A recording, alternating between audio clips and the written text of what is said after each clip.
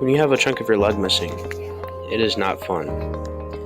I was about 9 or 10 years old when I got my scar. It was a Labor Day weekend and my family was in Birmingham, Alabama, leaving a family campout.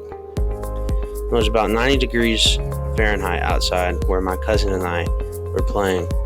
We were on a BMX track course and we were riding bikes. Over a span of an hour or two, we were told by our parents that it was time to go, so we asked if we could ride the track one more time. My cousin and I raced around the track. He made a sharp turn, so I tried to cut in front of him, and all of a sudden my back tire spun out. I was drifting across gravel, forming a 35-degree angle as I slid while my skin was being embedded by rocks. My cousin didn't know what was going on at the time, so I got up, looked down, saw the most devastating injury that has ever happened to me. A chunk of my leg was missing. I cried, not because it hurt, but because a chunk of my leg was missing. The injury looked like a big rivet in my flesh, and the blood was running down my leg. I tried to find the chunk. Luckily, I did, and I kneeled down and picked it up. Then I immediately threw it down because, well, I was really mad. So I walked my bike to our car, showed my mom and uncle.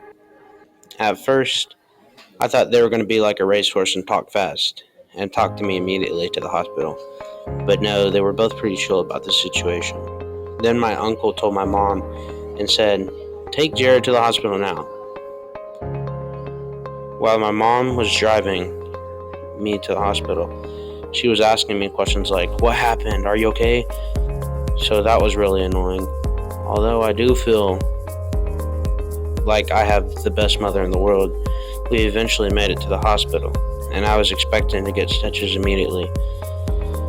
But the workers said that me and my mom had to wait a few hours because there was more important clients that needed to go. That really disappointed me. So me and my mom sat down and did what we knew best, and that was socializing.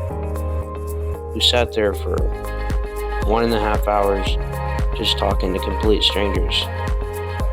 The nurse eventually called my name, and me and my mom walked over to her.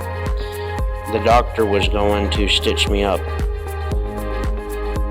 and in order to do that, they had me to take a painkiller pill that made my whole leg numb,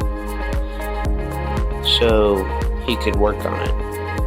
Before he did anything, I said, wait.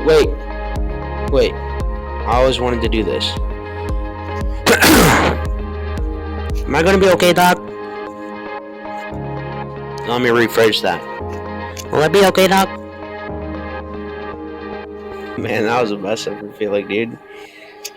Like, I was so happy after I got stitched up. My grandparents and my mom and I went to go eat. I received a big lecture about what happened. Sure enough, I wasn't even wearing a helmet.